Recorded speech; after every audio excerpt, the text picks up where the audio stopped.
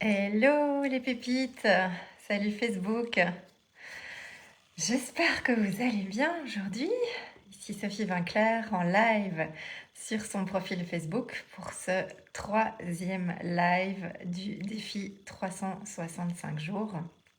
Je suis super heureuse de vous retrouver aujourd'hui. Je viens de faire une petite pause de midi. Le vendredi midi, mon compagnon est à son cowork, les enfants sont à l'école, donc je suis tranquille, je peux faire une pause avec de la bonne musique, profiter. Moi, j'adore la musique des années 80. J'ai été animatrice radio dans une ancienne vie et ça m'a marqué au fer puisque j'adore du coup ouais, les années 80. C'est toujours un plaisir d'écouter. Et puis voilà, j'adore manger mes petites tartines à mon aise, pain gris, petit fromage de chèvre, aller piquer la tartinade de mes enfants aux dattes et au cacao. Et puis le soir, il y a mon fils qui se ramène et qui me dit: c'est qui a mangé toute la tartinade? Oh, personne. Donc voilà, j'adore aussi ces petits moments-là. Et c'est un vrai bonheur de pouvoir profiter de ces petits instants chaque jour. Voilà, voilà. Alors aujourd'hui, j'avais envie de vous parler d'une notion qui est hyper importante pour moi et qui a toujours été hyper importante dans ma vie, même si je m'en suis pas toujours rendu compte. C'est cette fameuse notion de créativité naturelle. Donc la créativité naturelle. Donc j'avais vraiment envie de vous parler de ça aujourd'hui. Alors, je vais évidemment vous expliquer ce que c'est, à mon sens, la créativité naturelle. Mais d'abord, je voudrais vraiment vous dire que moi, j'ai vécu une bonne partie de ma vie dans la peau d'une femme totalement complexée, qui subissait le regard des autres, qui se comparait tout le temps aux autres femmes, qui se trouvait toujours moins bien que tout le monde. Peut-être que ça vous dit quelque chose, hein. Quand j'arrivais dans une soirée quelque part, à chaque fois je me disais: ah voilà, t'es de nouveau mal fringuée, elle est de nouveau mieux fringuée que toi. Enfin voilà, c'était comparaison sur comparaison et je vivais complètement ouais, déconnectée de moi et dans un système de dévalorisation permanente. Donc chaque fois que j'étais devant mon miroir, c'était pour me scruter, pour me critiquer, pour me juger, pour me trouver jamais c'est ceci ou cela. Et en fait, la grande leçon que j'ai apprise de tout ça, c'est que quand on se sent comme ça, c'est parce qu'on est vraiment déconnecté de soi, déconnecté de ses besoins, déconnecté de ses goûts, déconnecté de ses envies. On ne sait pas ce qu'on aime, on ne sait pas ce qui nous plaît dans la vie. Et du coup, on se retrouve à toujours se comparer aux autres. Et coucou Sandrine, coucou Céline, je suis contente que vous soyez là, c'est cool. Euh, on se retrouve à vivre toujours dans la comparaison par rapport aux autres et particulièrement par rapport aux autres femmes. Et ce que j'ai compris avec le temps et les grandes leçons que j'ai compris, c'est que ça arrive quand on ne connaît pas ses besoins, quand on ne connaît pas ses envies, quand on ne connaît pas ses goûts et quand on ne connaît pas ce qui nous fait vraiment vibrer.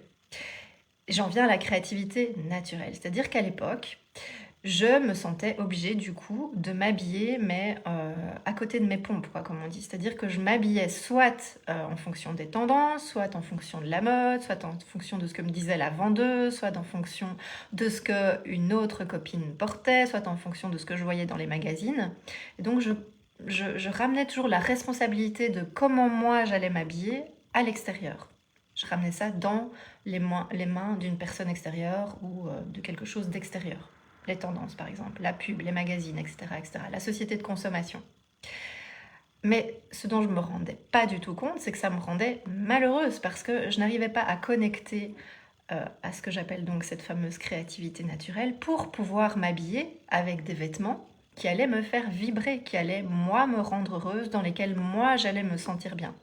Je me tuais à acheter des vêtements en fait qui ne me correspondaient pas et j'étais évidemment dans la compulsion, dans les achats compulsifs, puisque non seulement j'étais pas connectée à mes goûts vestimentaires, mais j'étais pas non plus connectée à ce que j'appelle cette fameuse pépite intérieure qui nous permet aussi de rayonner à l'intérieur. Parce que je l'ai encore mis dans un post hier soir, ça m'a vraiment... Enfin voilà, j'ai eu ce besoin de le dire encore hier soir, c'est que tant que tu rayonnes pas à l'intérieur de toi, tant que tu rayonnes pas au plus profond de toi-même, tu peux pas faire rayonner ça à l'extérieur. La société de consommation nous fait croire en fait qu'on doit acheter plein de fringues, plein de vêtements pour se sentir bien dans sa peau. Mais en fait, c'est le contraire. C'est parce que tu te sens bien dans ta peau que tu vas pouvoir choisir les bons fringues pour toi et que tu vas pouvoir rayonner dans tes vêtements. Parce que c'est toi qui fais rayonner ton vêtement, en fait, et pas le contraire. Et donc, quand on n'est pas connecté à cette fameuse créativité naturelle, eh ben, on peut se retrouver à surconsommer, à encombrer sa garde-robe de vêtements qu'on ne porte pas, qui nous drainent, qui nous rendent pas heureuses, qui sont lourds au quotidien, dans lesquels on se sent frustré. Hein. On sort de de chez soi le matin, on se sent déjà frustré. On arrive au boulot, on est frustré. On continue à se comparer, on continue à avoir cette petite voix qui rumine en se disant je me sens pas bien dans mes fringues, je me sens pas bien dans ma peau, je me sens pas bien quoi, je me sens pas jolie, je me sens pas belle, je me sens pas confortable, je me sens pas élégante. Donc ça c'est le constat que moi je vivais, que vivent beaucoup de mes clientes quand elles arrivent dans mes accompagnements. Et c'est ce qui fait qu'on passe toute notre vie à se sentir mal dans notre peau et à passer à côté de notre vie. Et au-delà des effets court terme, de la frustration et du manque de confiance et de la comparaison, il y a évidemment les effets à long terme, à moyen et à long terme, qui peuvent être absolument dévastateurs. On peut se retrouver en déprime, en dépression, en burn-out. Moi, mon burn-out que j'ai vécu pendant 2 ans, c'était pas un burn-out vraiment professionnel, c'était l'ennui au boulot, mais c'était surtout un burn-out émotionnel parce que j'accumulais depuis des années une vie que je subissais. J'accumulais des émotions négatives ancrées au plus profond de mes cellules et ça me rendait malade. Et ça peut évidemment aussi tourner sur des maladies graves et ce genre de choses. Donc cette fameuse créativité naturelle, elle est très importante dans nos vies. Mais on n'a pas appris à s'aimer à l'école, on n'a pas appris à se connaître à l'école, on a juste appris à être conditionné à être des bonnes petites filles parfaites qui font ce qu'on leur dit de faire, qui écoutent, qui sont gentilles. Hein, c'est vraiment le soi gentil et qui ferment leur gueule, comme on dit. Mais ça peut pas fonctionner très longtemps comme ça. Enfin bon, moi j'ai mis presque 40 ans à m'en rendre compte, donc tout espoir est permis. Si moi j'ai pu le faire, je pense que n'importe qui peut le faire aussi. Et donc cette fameuse créativité naturelle, elle peut tout changer dans votre vie. Parce qu'à partir du moment où vous assumez cette créativité, où vous vous décomplexez dans la façon dont vous vivez, avec les autres, mais aussi avec vos vêtements, avec votre garde-robe, ça change tout. Le problème donc, c'est qu'on n'a pas appris à avoir confiance en nous, on n'a pas appris à s'aimer, et du coup, on n'est pas du tout connecté à cette créativité naturelle. Et puis après, c'est vrai, je veux dire, j'ai pas la science infuse, il y a des gens en fait qui ont besoin de suivre des règles. Moi, je sais qu'avec ma valeur liberté qui est très très forte, j'ai jamais aimé devoir suivre des règles. Devoir suivre des règles de style, la colorimétrie, les 4 saisons, ça m'a jamais aidé. Je l'ai expérimenté, mais ça m'a jamais aidé. Moi, ce que j'aimais, c'est choisir mes fringues avec mon intuition, avec mon cœur, sentir qu'une pièce, un vêtement, une paire de chaussures, ça vibre ou ça vibre pas, mais c'est quelque chose d'instantané, quoi. C'est comme un coup de cœur. Et donc, par exemple, quand je fais à manger, je déteste suivre une recette. Je déteste faire à manger en devant suivre une recette. Moi, je fais à manger à l'intuition. Quand je parle à l'intuition. Quand je fais quelque chose, je le fais à l'intuition. Quand je donne mon opinion, je le fais à l'intuition. Quand je coach mes clientes, je le fais à l'intuition. Je canalise, bien sûr que j'ai mes compétences, mais je le fais à l'intuition. Et pour ma mise en valeur, c'est la même chose. C'est-à-dire que j'ai toujours choisi mes fringues à l'intuition. Et donc, j'avais en moi cette créativité naturelle que je n'osais pas assumer parce que, comme je l'ai dit tout à l'heure, j'étais déconnectée de moi, donc je me sentais complexée, je me comparais aux autres, etc. Donc, j'essayais de m'habiller avec des vêtements qui ne me correspondaient pas ou que je n'aimais pas vraiment parce que je me sentais obligée parce que je remettais la responsabilité dans la main des autres. Mais à partir du moment où on se reconnecte justement à cette créativité naturelle, tout peut changer parce qu'enfin, on assume qui on assume ce qu'on aime et surtout, on vibre au contact de ses vêtements et de sa garde-robe puisque on ne fait plus rentrer dans sa garde-robe que des vêtements qu'on adore et que des vêtements qui nous font vraiment vibrer, nous et pas quelqu'un d'autre. Et pas parce que la tendance nous dit d'avoir ce vêtement, ou parce que la vendeuse nous dit d'avoir ce vêtement, ou parce que la relookeuse nous dit d'avoir ce vêtement, mais parce que nous, on le ressent. Et ça, c'est une faculté qui est hyper précieuse à développer dans sa vie, cette fameuse créativité naturelle. J'ai mis vraiment beaucoup de temps à mettre le doigt là-dessus, parce que j'ai pas toujours compris comment je créais ça, comment je faisais ça.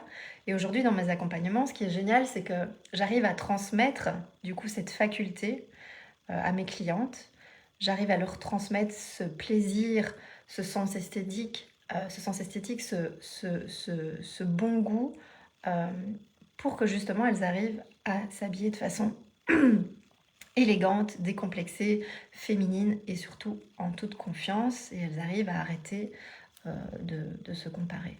Parce que j'ai des clientes qui arrivent et qui me disent mais moi tu sais Sophie, dans une soirée, j'ose même pas me lever pour aller aux toilettes parce que j'ai peur qu'on me regarde, parce que je me sens pas bien habillée, je me sens pas bien dans ma peau. Vous imaginez ne pas oser se lever pour aller aux toilettes parce qu'on se sent mal, quoi.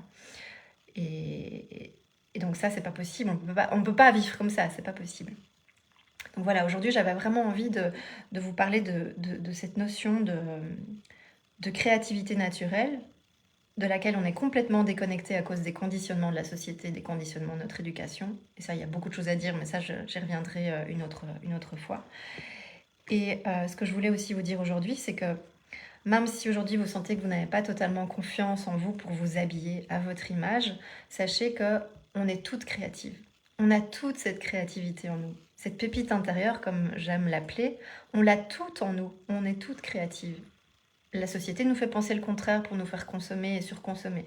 La société nous fait penser le contraire pour qu'on soit mal dans notre peau et que du coup, on achète n'importe quoi et qu'on s'épuise. Mais on est toutes créatives. Cette créativité naturelle, on l'a toute en nous. Il suffit, entre guillemets, de la réactiver. Donc c'est vraiment un message d'espoir que j'ai à vous transmettre aujourd'hui avec tout mon cœur, parce que je crois fermement que c'est d'abord parce qu'on va rayonner à l'intérieur qu'on pourra le faire rayonner à l'extérieur et pas le contraire. Et parce que je crois fermement que cette créativité naturelle, on l'a. Qu'il n'y a pas besoin de suivre des règles, des codes pour bien s'habiller, pour se sentir rayonnante. C'est pas du tout nécessaire. Voilà, donc voilà, vous me direz ce que vous en pensez. Pour celles qui me regardent euh, en live, vous pouvez mettre un petit hashtag live en dessous de la vidéo. Et puis pour celles qui me regarderont en replay, un petit hashtag replay. Puis je serai ravie aussi de répondre à toutes vos questions si vous en avez. Donc je vous rappelle, hein, je suis en défi live pendant 365 jours avec vous cette année pour vous emmener dans une année de féminité totalement décomplexée.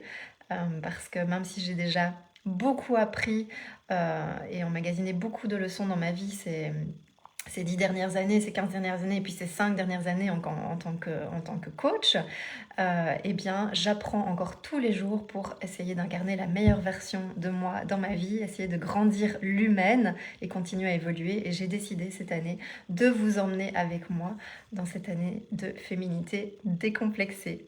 Voilà, du coup, je vous dis à demain pour la suite, pour le 4e live, et je vous souhaite une belle journée. Ciao, ciao!